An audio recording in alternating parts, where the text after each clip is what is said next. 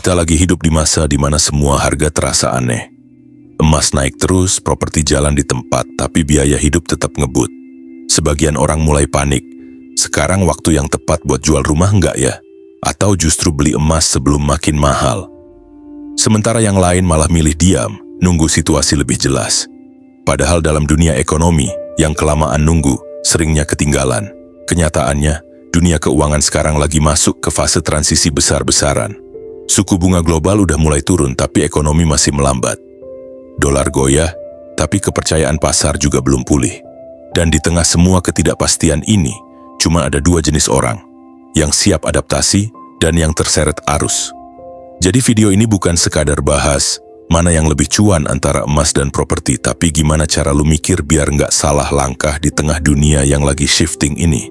Karena faktanya bukan cuma aset yang berubah, tapi juga perilaku manusianya. Dan di video ini kita bakal bahas 6 poin penting yang bisa bantu lu paham arah permainan sebenarnya. Siap? Mari kita sikat.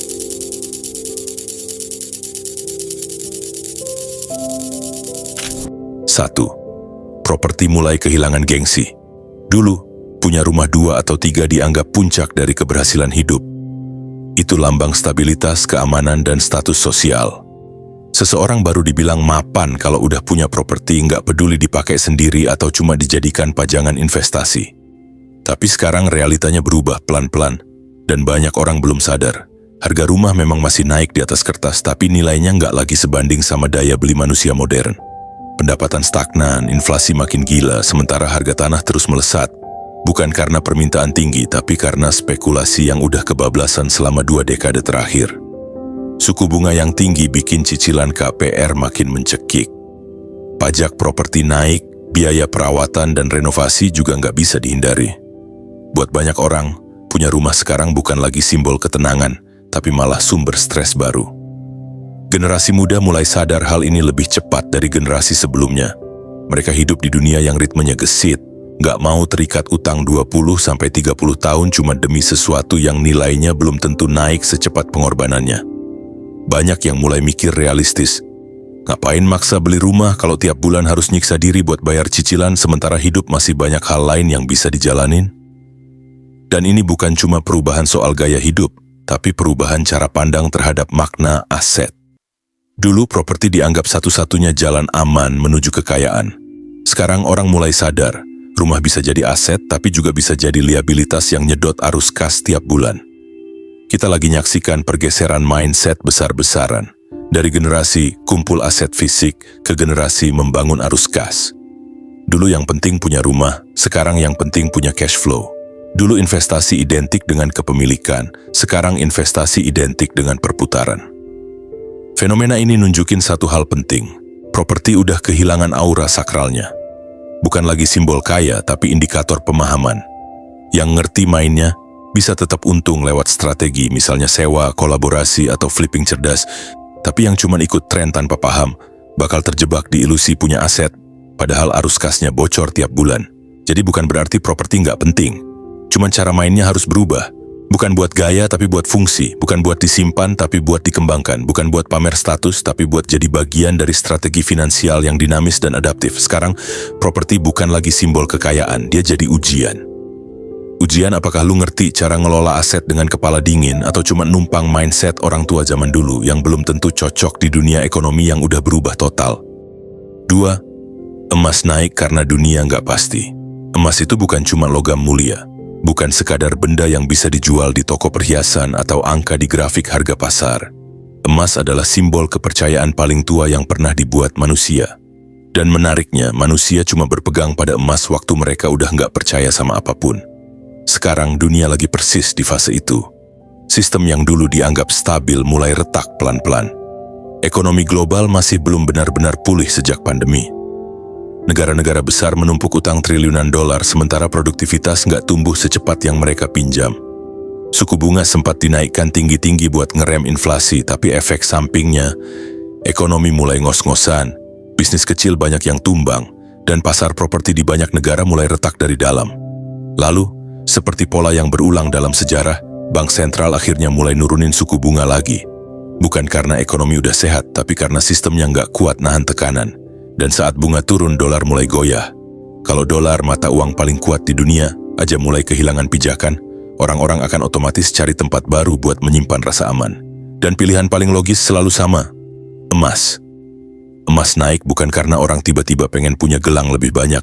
Emas naik karena rasa takut lagi tinggi-tingginya. Investor besar mulai pindahin aset dari saham ke emas.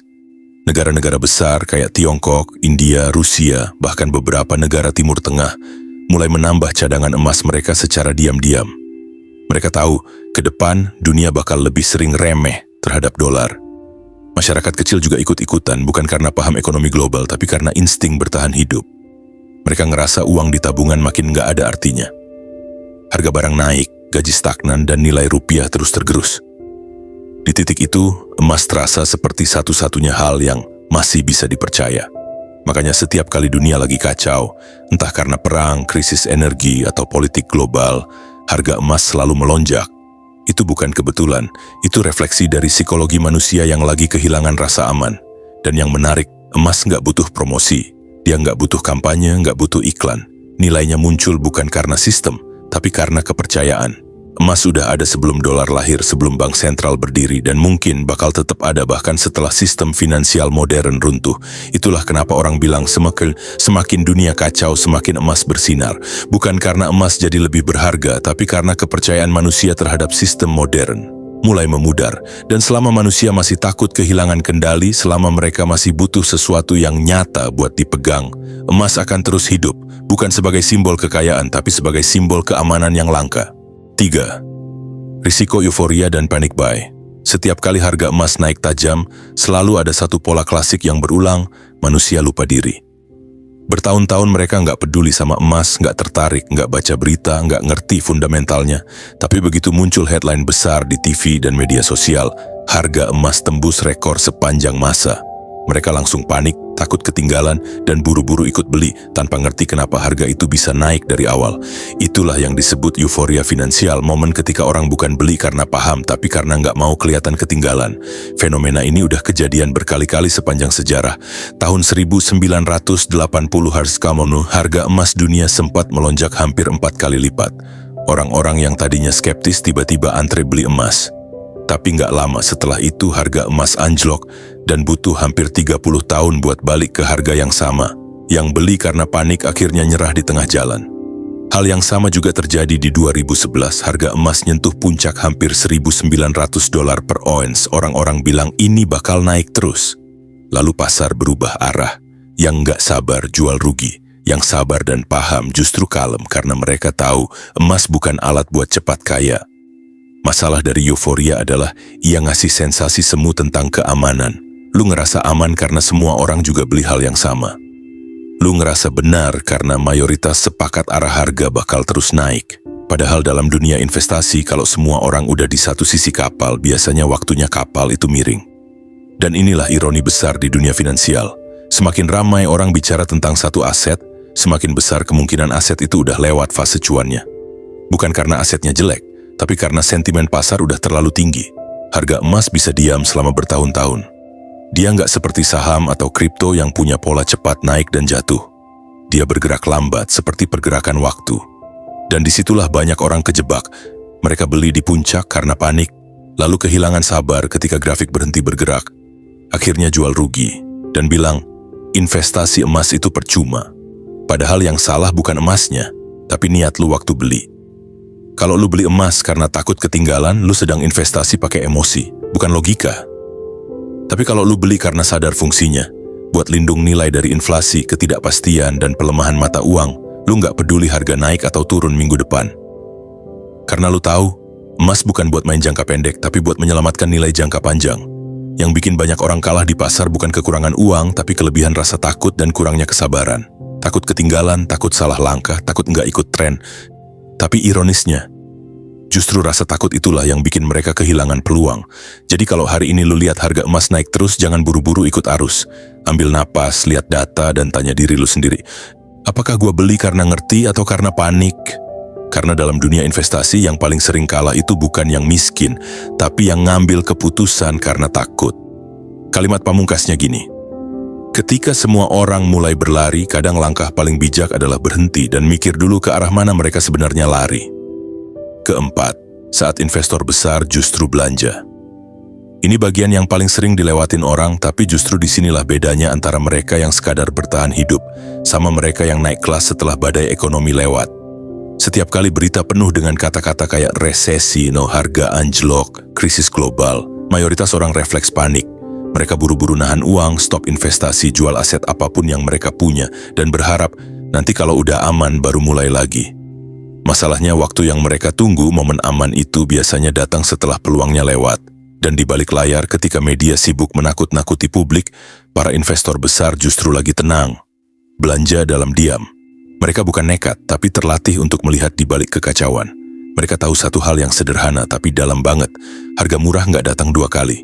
Di saat mayoritas orang sibuk panik, harga aset lagi dalam posisi paling rendah, dan itu momen emas yang jarang banget muncul. Mereka ngerti logika dasar yang dilupain banyak orang. Pasar itu bernapas dalam siklus. Ada naik, ada turun. Dan di setiap siklus penurunan ekstrem selalu muncul fase pemulihan di mana kekayaan diam-diam berpindah tangan dari orang panik ke orang sabar.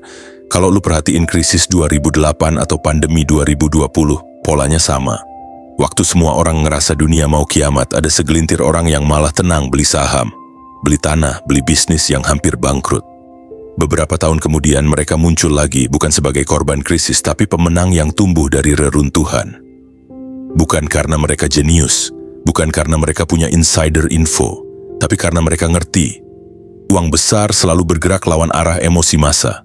Waktu orang takut, mereka beli. Waktu orang serakah, mereka jual. Mereka ngerti perbedaan antara harga dan nilai. Harga itu cuma angka di layar, bisa berubah tiap detik. Tapi nilai itu tentang potensi jangka panjang yang nggak semua orang bisa lihat. Makanya, investor besar nggak pernah beli cuma karena rame. Mereka beli karena mereka tahu apa yang mereka beli dan kenapa. Properti dengan lokasi strategis, saham perusahaan sehat yang lagi didiskon karena sentimen, atau emas fisik dalam jumlah besar buat disimpan, bukan dijual minggu depan, tapi dijadiin pondasi selama 10-20 tahun ke depan. Ada satu pepatah legendaris di dunia investasi. Ketika darah mengalir di jalanan, disitulah peluang terbesar muncul. Dan itu bukan cuma kalimat puitis. Itu prinsip bertahan hidup di dunia yang dikendalikan dua hal, rasa takut dan keserakahan. Investor besar ngerti, dua emosi itu selalu berulang, dan mereka selalu berdiri di sisi yang berlawanan dari mayoritas. Makanya waktu orang awam sibuk scroll berita ekonomi dan nunggu sinyal aman, mereka justru sibuk ngumpulin aset yang lagi dibuang murah. Dan nanti waktu pasar mulai tenang dan semua orang mulai berani lagi, harga udah keburu naik dan mereka tinggal panen. Inilah kenapa di dunia investasi, keberanian yang rasional jauh lebih berharga daripada kepintaran yang panik. Karena orang panik itu pengen cepat selamat, sedangkan orang tenang mereka mikir gimana caranya keluar dari badai dengan kapal yang lebih besar. Sekarang coba lu perhatiin. Kalau pasar lagi sepi, berita lagi negatif, tapi uang besar mulai bergerak pelan, itu tanda mereka lagi akumulasi. Dan biasanya, arah yang mereka ambil hari ini adalah arah kekayaan 5 tahun ke depan. Lu nggak perlu punya uang triliunan buat ikut main di level itu. Yang lu butuh cuma kesabaran, pemahaman, dan timing yang tenang waktu semua orang panik. Karena di dunia ekonomi modern, orang kaya bukan yang paling sibuk kerja, tapi yang paling tenang waktu dunia ribut. 5. Fokus ke cash flow, bukan capital gain. Banyak orang masih hidup dengan mindset finansial warisan lama. Beli properti, tunggu harga naik, nanti jual, pasti untung. Itu formula klasik yang dulu memang bisa jalan. Karena zaman dulu inflasi tinggi, ekonomi tumbuh cepat, dan properti selalu dianggap nggak pernah turun. Kalaupun salah beli, inflasi bakal nutupin kesalahannya. Tapi sekarang, dunia udah beda, bro. Kita lagi hidup di era di mana harga properti stagnan bertahun-tahun, sementara biaya hidup dan bunga pinjaman terus naik. Orang mah nggak lagi mudah beli rumah, dan yang punya pun mulai ngerasa berat karena biaya perawatan, pajak, dan beban lain. Jadi kalau lu masih berharap cuan cuma dari kenaikan harga, capital gain, lu sama aja kayak orang yang berharap cuaca selalu cerah. Kelihatannya optimis tapi realitanya nggak bisa dikontrol. Dan dalam dunia keuangan modern, yang bertahan bukan yang paling kaya tapi yang paling liquid. Orang kaya paham satu hal yang sering diabaikan orang biasa. Kekayaan bukan diukur dari berapa banyak aset lu, tapi dari seberapa lancar uang lu muter. Mereka nggak terlalu peduli punya rumah 10 miliar atau gedung tinggi. Yang mereka peduli, berapa uang yang ngalir masuk setiap bulan dari aset-aset itu. Karena rumah 10 miliar yang kosong cuma kelihatan, wah, di mata orang luar. Tapi di dalam, dia bocor pelan-pelan, bayar pajak, listrik, keamanan, perawatan. Sementara satu ruko kecil atau kos-kosan sederhana, asal ngasih cash flow positif tiap bulan itu justru yang bikin hidup tenang dan keuangan stabil. Bayangin dua orang. Orang pertama punya rumah besar, mewah, tapi kosong. Tiap bulan keluar 5 juta buat pajak dan perawatan. Di kertas, dia terlihat kaya, tapi secara arus kas dia minus. Orang kedua punya 3 kontrakan kecil. Nggak mewah, tapi tiap bulan masuk 6 juta bersih. Mungkin asetnya nggak seberapa, tapi uangnya hidup, terus berputar. Siapa yang lebih aman secara finansial? Yang kedua, selalu. Karena dalam jangka panjang, cash flow itu ibarat oksigen. Selama masih ngalir, lu bisa napas, bisa mikir, bisa bertahan. Tapi kalau arus uang berhenti, bahkan aset terbesar pun pelan-pelan bisa bikin lu kehabisan udara. Dan ini bukan cuma soal properti, konsepnya universal. Di saham, orang bijak cari perusahaan yang rutin bagi dividen, bukan yang cuma naik karena hype. Di dunia digital, orang cari aset yang bisa hasilin royalti, bukan cuma NFT atau token yang naik karena tren. Bahkan dalam bisnis kecil, yang paling penting bukan omset tinggi, tapi margin sehat dan arus kas lancar. Cash flow itu denyut nadi ekonomi pribadi. Tanpa itu, lu cuma punya ilusi kekayaan. Sekarang coba refleksi. Berapa banyak hal yang lu sebut aset, tapi sebenarnya beban? Motor, rumah, HP, mobil. Semuanya bisa jadi alat produktif, tapi juga bisa jadi penyedot uang kalau cuma dipajang. Jadi pertanyaannya bukan berapa banyak yang lu punya, tapi berapa banyak yang lu putarkan. Uang itu kayak air, kalau cuma disimpan dia menggenang dan akhirnya keruh. Tapi kalau terus ngalir dia bersih, hidup dan bawa manfaat. Makanya kalau lu lagi bangun fondasi finansial di era sekarang, berhenti ngejar angka di kertas. Fokuslah ke arah pergerakan uang.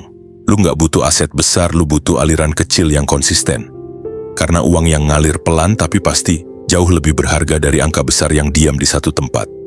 Dan kalau lu ngerti ini, lu bakal berhenti main tebak-tebakan harga dan mulai bangun sistem keuangan yang benar-benar hidup. 6. Diversifikasi. Itu benteng terakhir. Banyak orang kalah di dunia finansial bukan karena mereka bodoh, tapi karena mereka cuma punya satu tumpuan. Satu sumber penghasilan, satu jenis aset, satu strategi. Dan ketika satu hal goyah, semuanya ikut jatuh kayak domino. Kita hidup di zaman yang nggak bisa ditebak. Harga naik, pasar berfluktuasi, kebijakan bisa berubah dalam semalam. Bahkan hal yang dulu dianggap aman pun sekarang udah nggak sepenuhnya pasti. Dan di tengah dunia yang segila ini, punya satu sumber keamanan finansial itu bukan strategi, tapi perjudian. Bayangin dunia keuangan kayak laut lepas. Lu bisa punya kapal yang kuat, tapi kalau anginnya berubah, kalau badai datang dari arah yang nggak lu prediksi komilom, kapal itu tetap bisa oleng. Jadi tugas lu bukan menebak arah angin, tapi nyiapin kapal dengan arah dan keseimbangan yang benar. Itu inti dari diversifikasi. Diversifikasi bukan sekadar nyebar uang ke banyak tempat, tanpa arah dan tanpa ngerti tujuannya. Diversifikasi itu soal nyusun ekosistem finansial yang saling jaga satu sama lain. Kayak pasukan, ada yang bertugas bertahan, ada yang menyerang, ada yang standby buat momen tertentu. Contohnya gini, lu punya emas, bukan buat cari untung cepat, tapi buat lindung nilai waktu inflasi. Lu punya properti produktif yang bisa kasih arus kas tiap bulan. Lu sisihin dana tunai, biar fleksibel nangkep peluang waktu orang lain panik. Dan lu punya investasi digital atau saham, buat pertumbuhan jangka panjang. Kalau salah satu sektor lagi jatuh, yang lain bisa menopang. Lu tetap berdiri, karena fondasi lu nggak cuma satu pilar. Dan itu bedanya antara orang yang tumbang waktu krisis sama orang yang justru tumbuh di tengah badai. Orang sering salah paham. Mereka pikir diversifikasi bikin hasilnya kecil karena uang kebagi-bagi. Padahal yang kecil itu bukan hasilnya, tapi rasa takutnya. Lu tidur lebih tenang karena tahu semua nggak bergantung pada satu kartu yang bisa roboh kapan aja. Bahkan orang terkaya di dunia pun nggak pernah bertaruh pada satu hal. Mereka punya portofolio yang disebar dengan sadar. Ada aset yang liquid, ada yang jangka panjang, ada yang tahan krisis. Karena mereka tahu di dunia finansial, yang paling berbahaya bukan kehilangan uang, tapi kehilangan kemampuan untuk bertahan. Dan di era sekarang, di mana perubahan datang secepat notifikasi HP, diversifikasi bukan cuma strategi. Itu benteng terakhir yang bisa nyelamatin hidup finansial lu. Karena pada akhirnya, yang menang bukan yang paling berani ambil risiko, tapi yang paling siap menghadapi ketidakpastian. Penutup, pada akhirnya nggak ada yang bisa jamin masa depan. Harga emas bisa naik, properti bisa turun, atau sebaliknya. Yang bisa lu kontrol cuma satu hal, cara lu ngelola dan mikir tentang uang. Karena orang yang paham arah selalu bisa bertahan bahkan di tengah badai paling parah. Sementara yang cuma ikut arus selalu kaget setiap kali ombak datang. Jadi kesimpulannya sederhana. Jangan cuma simpen uang tapi putar dengan sadar. Jangan cuma kejar banyaknya tapi jaga alirannya. Jangan takut sama perubahan tapi belajar baca polanya. Kalau sekarang lu lagi bingung harus mulai dari mana, mulailah dari ngebenerin mindset finansial. Lu nggak perlu jadi investor besar, cukup ngerti prinsip dasarnya biar lu nggak jadi korban sistem. Dan solusi paling realistis sekarang, diversifikasi. Sedikit emas buat jaga nilai, sedikit properti buat jangka panjang, dan sedikit cash flow biar lu tetap punya napas waktu krisis datang. Main cerdas, bukan asal ikut tren. Kalau lu suka konten reflektif dan realistik kayak gini, jangan lupa like video ini. Biar gua tahu, lu pengen gua bahas topik keuangan yang lebih dalam lagi. Makasih banget yang udah nonton sampai akhir, gua apresiasi waktu lu. Karena artinya lu beneran mau paham. Bukan cuma pengen cepat kaya. Tetap tenang, tetap rasional, dan tetap tumbuh. Gua tunggu lu di video selanjutnya.